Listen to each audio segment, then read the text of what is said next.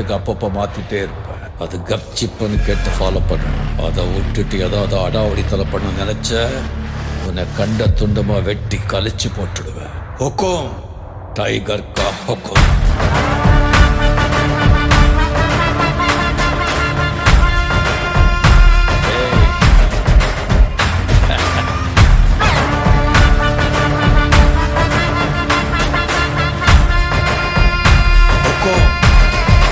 tiger